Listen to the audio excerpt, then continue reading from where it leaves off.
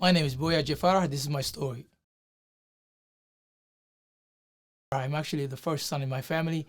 First son, not the only son in my family. And therefore I was given 5 names. Slave of God, Lion, but like Malcolm, like Dylan, like Muhammad Ali, I gave myself Boyah J. I was born in Mogadishu, Somalia. I grew up in the valley, in Nugal Valley in northern Somalia. And at that time, my grandmother used to try to encourage me to actually use poetic language. And my dad used to encourage me to use poetic language in my daily conversation, because you are judged based on how much mastery you have of the language. And if you show weakness and you show, you don't have the mastery of the language, then you're destined to be a pathetic soul within the culture. Even the rap battle back in my childhood, in my teenage years, between Tupac and Biggie, between Jay-Z and Nas, and Nas won, in my opinion, I think it did. Ether is like classic, right? That's actually a Somali culture. That's actually a Somali culture. Before we go to battle, language has to battle. Out of poetry, you respond. The battle between the language don't win. Sometimes it can spill into bloodshed, which is the same thing as African-American culture when you look at it, when you look at the rap music. And I really wanted to make sure that link is made. Words is above death. We don't fear death, we fear words, poetry. I'll give you an example. If your father tells you, get up and go defend the family in a poetic way, remember, we inherit words. I only inherit words from my dad. So if my words doesn't initiate action to defend my family, to defend the valley, to defend what belongs to me, people will say such and such was a coward. So the most important legacy in the culture is language, poetry, in defense of who you are. Because at the end, you're nothing but words. But I call my grandmother Ayeyo. Ayeyo is basically my grandmother. Since I'm the first son in the family, my grandmother wanted to give me, as a legacy, a story of my life. And she basically sat down with me in the valley and says, you were born because of the blessing of many. We don't know if it's going to be another girl. There's 2 girls, 2 sisters older than me. So a third girl would have been a devastating consequence, in our culture. So the day that I was born is a very exciting day, she told me. And goats were slaughtered, people came, praise, a lot of things followed. And she put a lot of things in my head, made me incredibly confident. I have never doubted myself, even in America as a black man, because of the affirmation. She was authentically African, a proud African woman who she can count how many times she's been in a car. She drink milk, unpasteurized milk. And she taught me to drink it straight from the udder. And you squeeze the udder into your mouth. It can't be more organic than that. It's better than that whole food. Living in America, my mind always went back to that valley whenever I was in doubt of myself, because what America makes you is you'll become full of doubts. Yeah, my father, Jama Farah, that's Boyah J. Farah. J is my father's name, Jama, because we go after our fathers. I could go all the way to like 10 or 20 names in my lineage. My father wanted me to be strong. He showed me very little love. Man up, can't cry, study hard, do everything hard, become a doctor. I appreciate it now, but at the time I actually rebelled against him. He was really preparing me for the world. The world is full of hardship and pain, and if you're not prepared for it, you're not going to be able to survive. So my father was a soldier. My father was a guerrilla fighter. My father was a man's man. My father never broke his words. I remember the day my father died, over 100 cars showed up. And when he died, I became full of guilt. Why did I not listen to him? Why did I rebel against him? After that, I wanted to be him. I wanted to take care of the family. I wanted to fight for the family. He died in 1989. To this day, I think about him. I'm like 6 or 7 years old. My dad was like, hey, you cannot live in the city and grow up to be a weak person. He's like, my son is not going to be like that.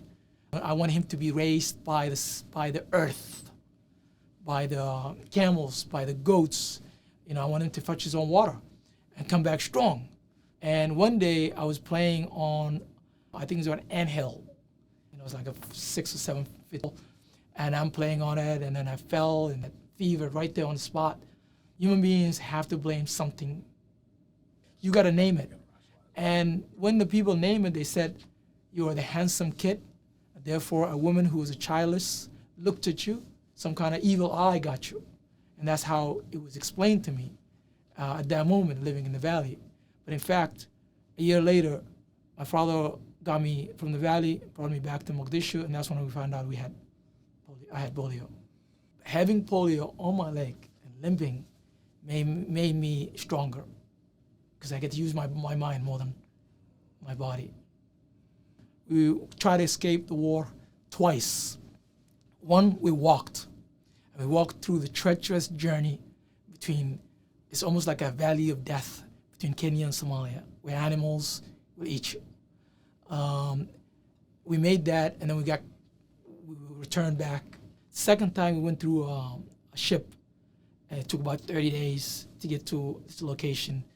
And because the Kenyans refused to let us in because there was too many people coming into the country, and it became politically uneasy. And CNN headline news back in the day, they made a story out of us, and then the Kenyans felt embarrassed or pressured, and then at midnight they allowed us into the refugee camp. War democratized what it means to be poor. We saw the old, the young, the rich, and the poor all walking together. You know what I mean? So everybody was equal. And at that time, I'm the oldest boy in the family. My dad is not here no more. I'm the man in the house. We went through a lot of pain. We saw a lot of bloodshed. Man is basically coming back with the dump trucks, the wounded, the dead, all together, and they just pile them up in front of the small hospital. The angel of death is right there hovering over them, where they're wheezing as the life exit out, and I fainted. By the time I woke up, it makes me actually there's a little bit talking about it. By the time I woke up, there were 2 women standing on top of me, and they're making fun of me.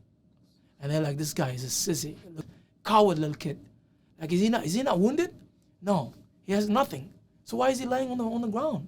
I felt horrible, like it messed with my manhood. Right after that, next time I get to see dead people, but it was like, oh yeah, I mean, if the dead ones are dead, we should bury them. Pretending that I'm the brave son, I'm the lion. Stayed in refugee camps for about 1 year, and then after that, we were sponsored. We came from Kenya refugee camp, Mombasa Kenya refugee camp, all the way to Bedford, where 99.99% of the people are white. I went to Bedford High School, and it was a different story. And the perceptions that I carry about black people were not the good ones. The perceptions, what they tell us in Africa is black people are thugs, lazy people, and the women are prostitutes, and they sell their bodies on the streets, because that is the images that's projected to us through movies and video games. That is what you carry. You're a very innocent human being carrying that perception. I remember when I came to Bedford, I took bus 62 from Bedford to Alewife. And I remember 2 guys who I thought they were thugs. I thought they were going to rob me. I was afraid of my own. I really was afraid of my own image 3 years later. What those chip that's inside of me didn't belong to me. So I look at black people as such coming here, and I look at America as heaven. And I didn't understand why African Americans, why black people in America, are not taking advantage of the heaven. Why are you not taking advantage of heaven? But it is only when America makes you a black man that you know the heaven doesn't exist for black people. That is the honest truth. And so that's how I felt about America. And 3 years later, I myself become those 2 boys. The Autobiography of Malcolm X by Alex Haley. I think that's the first book I ever read. And that book reminded me of my father. That book reminded me of what it means to be men, what it means to stand up. Yeah, exactly. You know what I mean? So I've always loved that book, and I've always loved Malcolm for that.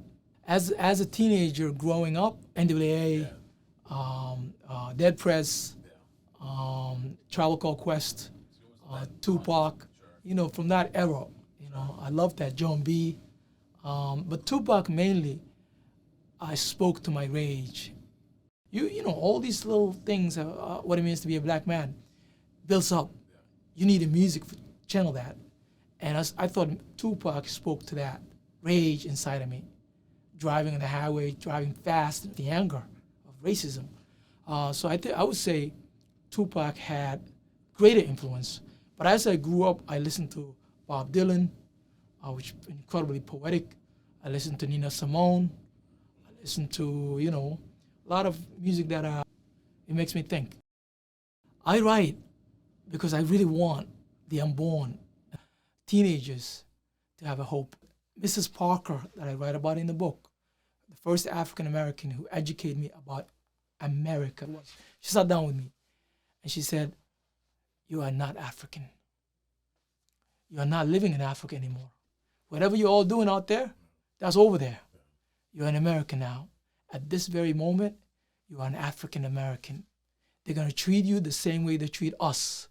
That book was given to me by Miss Parker. Is the only person I did not change her name in the book. The only person. I really wanted to honor her because I consider her the first true teacher. African Americans are the true teachers for the Africans coming in this country because you are the knower of America. We do not know about America. I never knew America. I thought America was just a heaven. So whatever I was given, I wanted to pass that on orally in the written words so young people, young Africans, young African-born Americans to read the book and to write their own story and leave that as a legacy, just like Malcolm did. The book is called America Made Me a Black Man. It was actually triggered by when I watched George Floyd. But because George Floyd was carrying so much history within him, he couldn't fight back. Basically he got killed right in front of the whole world. And it's just a humiliating way for a man to die, not to fight back and just die. Anger is energy. Love is energy. That anger, what should I do with it? Should I pick up the gun and fight? And is there any, do I see the enemy? No. Racism is psychological warfare. I cannot fight them, right? So I had to pick up the pen and write. That's my sword. That's fighting back. I want us, black people, to connect. The bridge between Africa and African Americans are broken. And I want that bridge to be sewed back. I wrote it from an African perspective. Even though I stay here most of my time, most of my life, I knew what stories that was told to us as young people in Africa about African Americans. And I know living here what stories that are told to us from Africa. And those stories don't belong to us. And I want the book to bridge the divide. Do I love America? I do love America. And the reason why is you cannot unlove what you already love. It's not going back. Because remember, in 1993, I was a barrier of dead bodies. I was a gravedigger, a teenager. I remember a guy who died in front of us. He died of TB. By the time he was dead, he was a skeleton walking. He had nothing but bone. I saw a woman who was killed in front of me and she was buried exactly where she was killed. My parents will never know. I came from that graphic stuff. America educated me. America gave me a lot of experience. Tupac, Biggie, Bob Dylan, American highways, driving, cars. I got an apartment, I got a hot water, I got a cold water, I got a cereal in my fridge. There's so much that America gave me. There's no hate. There's love. And that's the reason why I wrote the book from a place of love. Dear America, we love you, I love you, black people love you. Please reciprocate the love. That's what it is. I want all black people to read the book. I want black boys to read the book. So I really do think that to educate the children of tomorrow is important. Those children have to have access with the right books. Success to me is seeing my book, massive read. There's a reason why I survived. the war. And that reason is for me to write and to honor Malcolm, to honor, which I write, I honor him in the book, to honor Tupac, to honor Derek, to honor my father, my grandmother, Ayeyo, my abo, his father, my mother, who I dedicate the book to, all the mothers in the hood, all the mothers in the war, you know, all those people are honored in the book. Poetry is honored in the book. History is honored in the book. So there's a lot more than the title. And you'll know it only when you read the book. So don't judge the book, read it.